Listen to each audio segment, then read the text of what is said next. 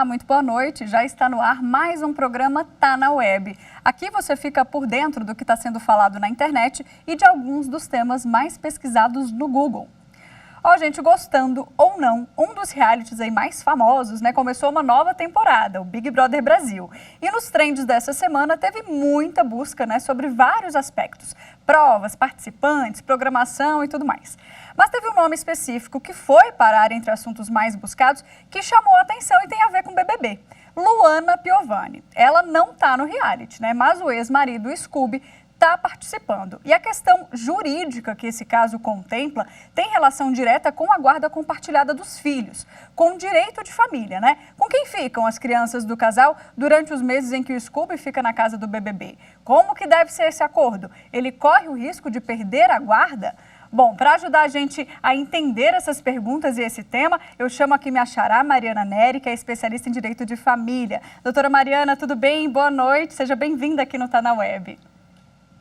Boa noite, Mariana. É um prazer estar aqui com vocês hoje. Bom, vamos lá. A gente não vai entrar aqui no mérito de quem está certo, quem está errado, né? Cada um tem a versão aí dos fatos, mas o que, né, despertou uma certa curiosidade até do público é o seguinte: em qual hipótese, né, numa situação de guarda compartilhada, que o Scooby vai passar 3 meses em uma casa e não vai poder ficar com os filhos, né, nos dias que ele deveria ficar, afinal a guarda é compartilhada, em quais situações, doutor, existe o risco aí de perder uma guarda?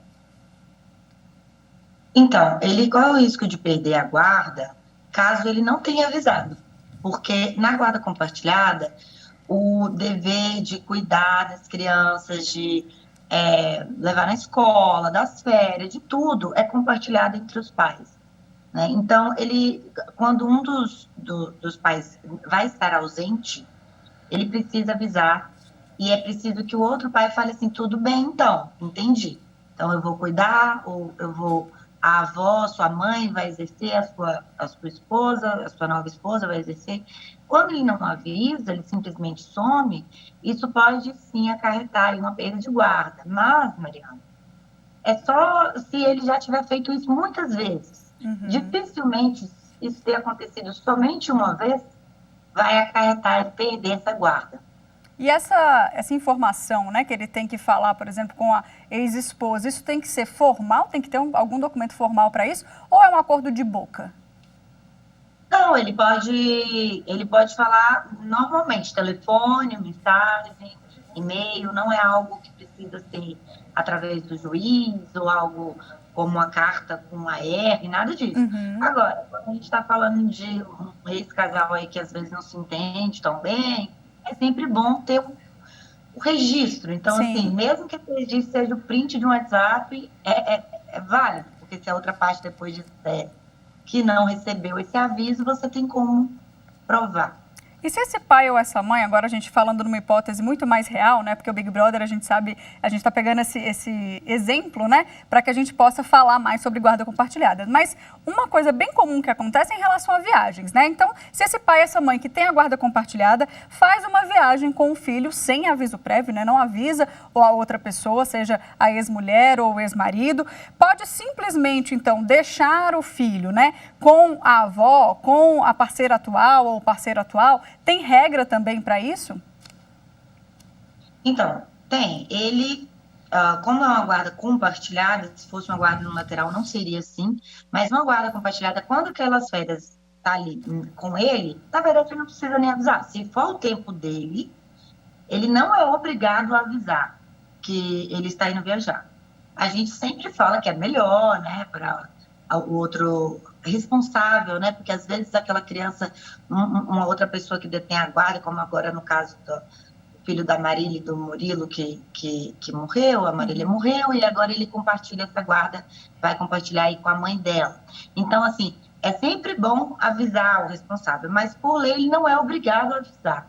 Ele pode viajar e não avisar, ele pode viajar, ou ela, né, e deixar com a avó, deixar com a esposa dele, atual, o marido. Ele pode deixar com aquela pessoa que ele acreditar ser de confiança para ficar com a criança. A questão é, se ele deixar com alguém que não seria de confiança e a outra parte ficar sabendo, ela pode usar isso como um argumento, por exemplo, para fazer ele perder esse direito de guarda. Mas, Se aquelas férias ali está dentro do tempo dele, da forma como foi acordado ali no acordo judicial, ou no acordo que eles fizeram que foi homologado pelo juiz, ele pode viajar. Se passar do tempo, que pode ter um problema, porque aí aquela criança já deveria ter sido devolvida para aquele outro responsável, para aquele outro pai. É até bom a gente explicar também, né, essa questão do regime de guarda. A gente está falando aqui sobre guarda compartilhada como se todo mundo soubesse exatamente o que é. Então, vou pedir para você explicar rapidamente com exemplos práticos, né? É uma semana na casa do pai, na casa da mãe? Como é que funciona isso? Tem que ser algo formal ou também pode ser um acordo, essa guarda, um acordo só verbal? Como é que funciona? Olha, guarda, eu sempre falo isso para os clientes, guarda é diferente de regime de visitas ou de convivência, como a pessoa preferir falar. A guarda, ela está falando sobre o direito e o dever também de cuidar daquela criança, de levar para a escola, de saber como é que ela está passando, de poder ir lá na escola e perguntar, pedir os registros, o boletim no hospital. A guarda compartilhada diz que todas as decisões são divididas entre os dois. Então, a gente vai colocar na escola. Então, temos que entrar em acordo. Uma guarda unilateral, não. A parte que tiver exercendo a guarda unilateral pode decidir sozinho qual escola colocar. Na guarda compartilhada tem que ser em conjunto. E o regime de convivência é aquele acordo onde você fala quais são os dias.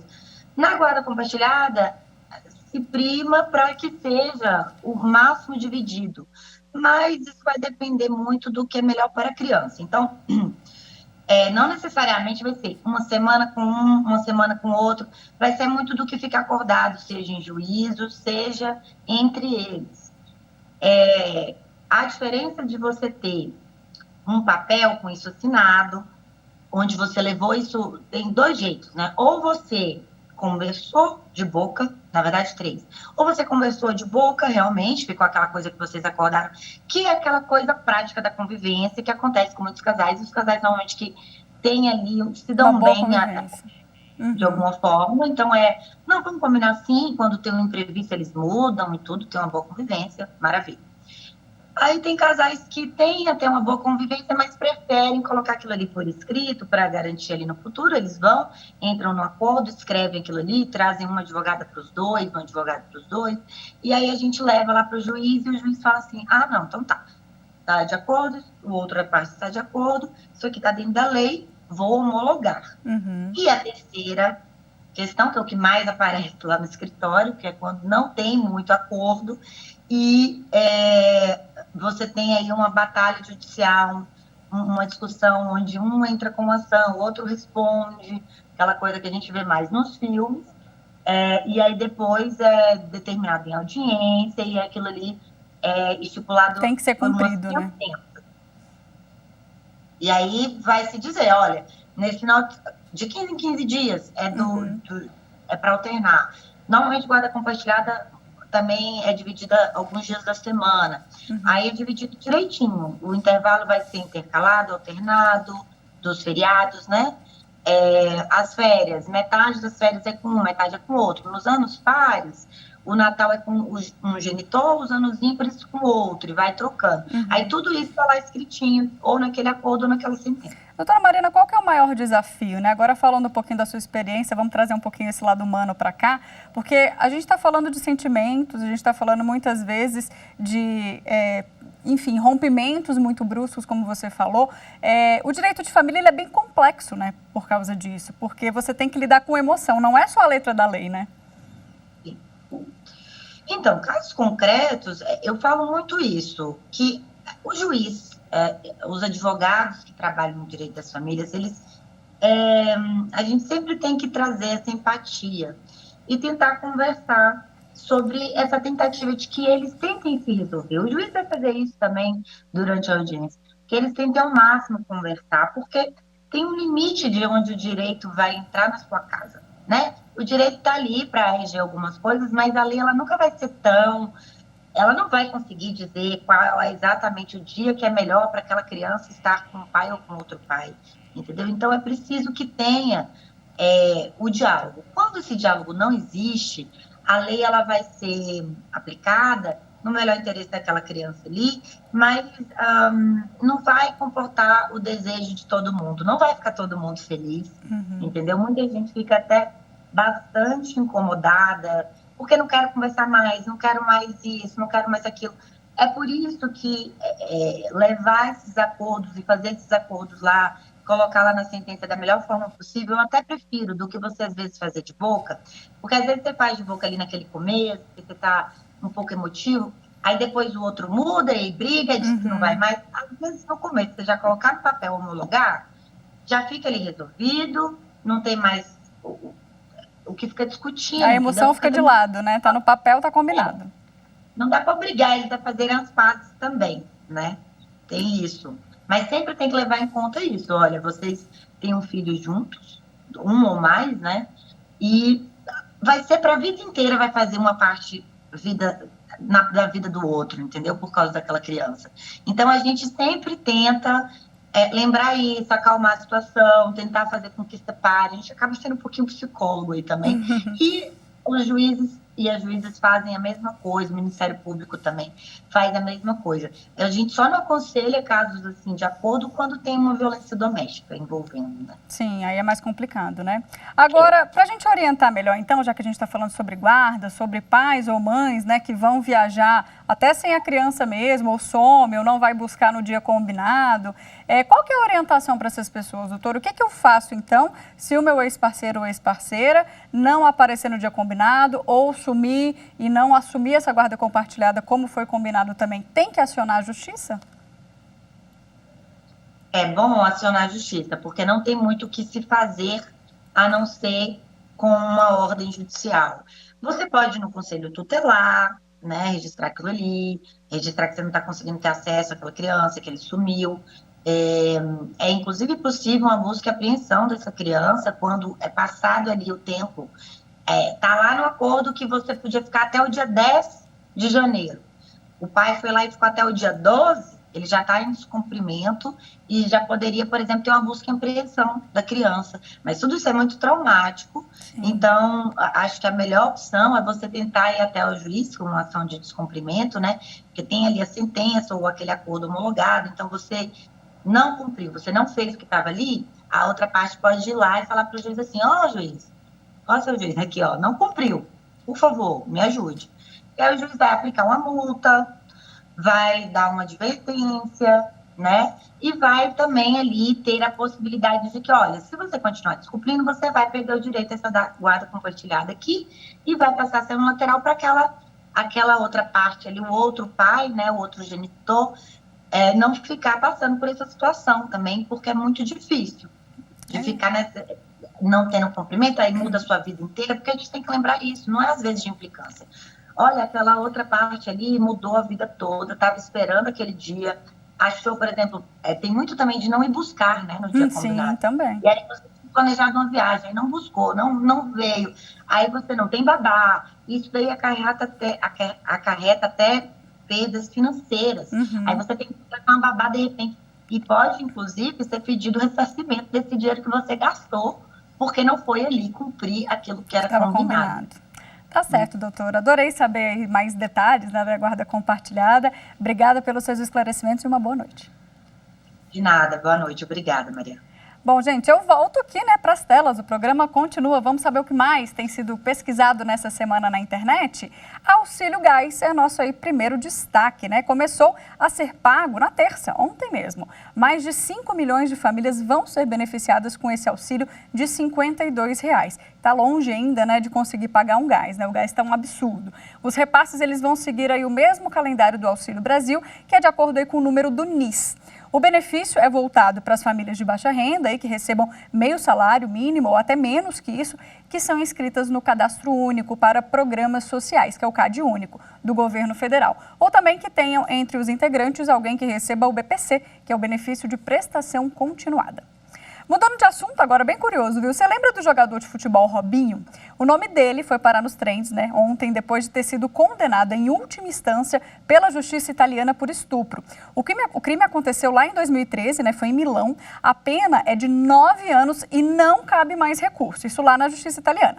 Só que, mesmo com a condenação em última instância, o Robinho não pode ser extraditado lá para a Itália, porque a nossa Constituição proíbe a extradição de brasileiros. E o Brasil também tem um tratado de cooperação com a Itália que não prevê que uma condenação imposta pelo judiciário italiano seja aplicada aqui em território brasileiro. Então ele só corre o risco de ser preso de fato se ele viajar para o exterior e o governo italiano emitir aí um pedido internacional de prisão. Para a gente fechar, temos o nome da Elis Regina nos trends, né? O nome da cantora foi muito pesquisado porque hoje faz 40 anos que Elis nos deixou. Ela marcou gerações, né, gente? Quem não gosta de Elis? Inspirou muitos cantores por todo o mundo. E lá no YouTube da TV Justiça tem um programa que eu adoro, que é o Refrão, super legal, com o Pedro Mariano, filho da Elis, que prestou uma homenagem à mãe, viu? Vale a pena conferir. A gente vai agora então para um rápido intervalo, é bem rapidinho, eu te espero no próximo bloco com mais notícias. Não saia daí.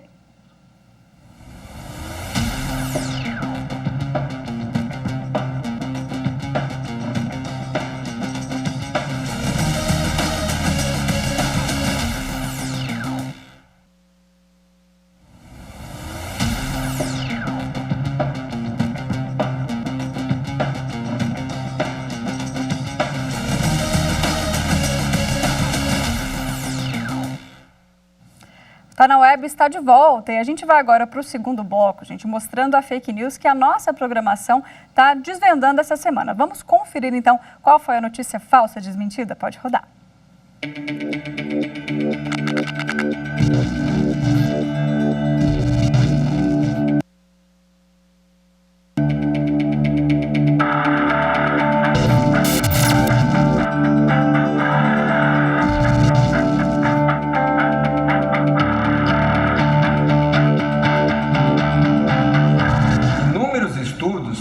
Publicados em relação à segurança das vacinas Covid-19 em gestantes. Estudos na Inglaterra, em outros países europeus, nos Estados Unidos, em Israel, reafirmando a segurança das vacinas quando aplicadas no primeiro, no segundo e no terceiro trimestre de gravidez. Não houve no grupo vacinado, em comparação com grávidas não vacinados, nenhum aumento diferente no número de abortamentos, no número de partos prematuros, no número de malformações fetais, no número de qualquer outro problema relacionado à gestação ou ao bebê. Isso reforça a ideia de que a vacinação da gestante é necessária, primeiro pelo risco maior que a grávida tem de desenvolver complicações e segundo, porque protege a grávida e protege também o bebê, transferindo esses anticorpos através da placenta. Benefício duplo, proteção dupla e segurança. As grávidas estão sendo vacinadas em todo o mundo sem nenhum risco para elas.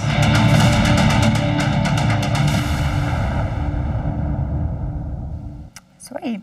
E na nossa editoria semanal do Instagram, a hashtag Era Fake, se você não segue a gente, aproveita para seguir nosso @TV Justiça Oficial, falamos sobre vacinação de crianças, porque ainda tem muita fake news sobre esse assunto, viu? Vamos dar uma olhada. A Era Fake é a informação, gente, de que o número de hospitalizações de crianças quadruplicou em Nova York por causa da vacina contra a Covid-19. O Departamento de Saúde de Nova York desmentiu, claro, essa alegação e informou que a alta dos casos positivos aconteceu em todas as faixas etárias e é por causa do avanço da variante Ômicron, que é o que está acontecendo também aqui no Brasil. Vamos então conversar sobre esse assunto. Eu chamo aqui o nosso querido infectologista Emerson Luz. Obrigada mais uma vez aqui pela participação, doutor. Boa noite, tudo bem? Boa noite, Mari. Boa noite a todos. Bom, doutor, é o seguinte, a gente está acompanhando aí muita fake news desde que a vacina, né, para o público infantil chegou aqui no Brasil. E eu queria que o senhor falasse um pouquinho sobre essas questões, né? As vacinas não causam nenhum tipo de malefício para as crianças. E essas internações que estão acontecendo, até uma alta, né, no número de internações, tem a ver, como está acontecendo em Nova York, aqui também, por causa da Ômicron, né, que é uma variante mais transmissível. Você pode explicar melhor para a gente essa relação? Certamente. A vacina que está em uso para criança, ela já foi feita em mais de 8 milhões de doses nos Estados Unidos e não tem nenhum efeito adverso grave ou óbito relacionado à vacina. O que nós temos é uma variante que tem uma transmissibilidade até 8 vezes maior quando comparada com a Delta. E aí vai ter um grande número de pessoas acometidas, incluindo crianças, que vão acabar indo ao serviço de saúde e algumas vão precisar de internação. Porque não podemos subestimar, não. Algumas pessoas falam que é menos letal, mas essa variante não pode ser subestimada. Eu trouxe até um dado aqui pra gente, que é um dado triste, porque parece que a gente está num looping aqui eterno. Eu até falei isso num programa esses dias, parece que a gente voltou para 2020. Ó. Teve, por causa desse aumento da Ômicron, pelo menos 3 estados, doutor, já tem aí cerca de 80% dos leitos de UTI para Covid ocupados. Então parece que a gente está realmente revivendo o que aconteceu em 2020, né? Os piores estados são Pernambuco, Espírito Santo e Ceará. Na sua opinião, né, e claro, sabendo, acompanhando aí esses últimos 2 anos de pandemia, a gente ainda vai viver o pico da Ômicron ou fevereiro tende a ser mais tranquilo? Nós estamos agora no pico, provavelmente vamos ter um platô. Essa maior transmissibilidade leva realmente mais pessoas ao serviço de saúde, mas aquele sistema como se fosse uma resposta a uma guerra, hospitais de campanha, UTIs, sem vaga, isso eu acho que nós não encontraremos. O que aconteceu é que fecharam muitos hospitais de campanha, diminuíram o número de leitos e, com certeza, as autoridades sanitárias têm seus planos de ação para serem ativados em caso de necessidade. Doutora Emerson, para a gente falar ainda um pouquinho da importância da vacina, eu quero chamar aqui uma artezinha, porque lá no Twitter da TV Justiça, a gente perguntou, né, se os pais vão vacinar os filhos. Vamos dar uma olhada no resultado? Vou pedir para inserir aqui, ó. Hoje já estou com o resultado na mão. Quase 70% disse que vai sim vacinar os filhotes e 30% disse que não. Eu achei até essa porcentagem um pouco alta, né, doutor? Porque eu acho que, inclusive, é um efeito também um pouco das fake news, né? As pessoas ficam com medo porque ouvem absurdos, né, leem informações, até compartilham e acabam não querendo vacinar os filhos. Mas justamente para que a gente evite, né, que essas crianças vão parar, por exemplo, em UTIs, como o senhor falou, e tenham reações mais para frente, é preciso que esse esquema vacinal seja completo, começando agora pela primeira dose com as crianças a partir de 5 anos, né?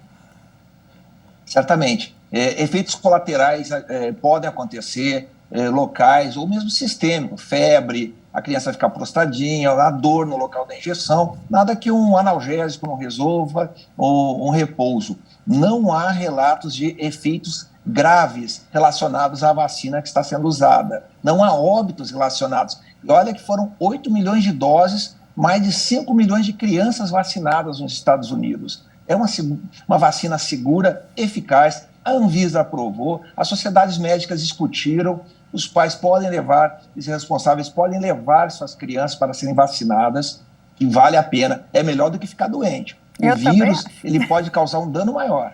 Com certeza, doutor, concordo plenamente, viu? Recado dado, agradeço demais a sua participação aqui com a gente. E é isso, né? Máscara, álcool, continuar se cuidando e vacina no braço. Exatamente. Obrigada, doutor. Boa noite. Bom, gente, vou ficando por aqui, tá? Não deixa de acompanhar lá nas nossas redes sociais, Instagram, Twitter e YouTube. Volto na semana que vem com mais assuntos da web para você, viu? Até lá. Tchau, tchau.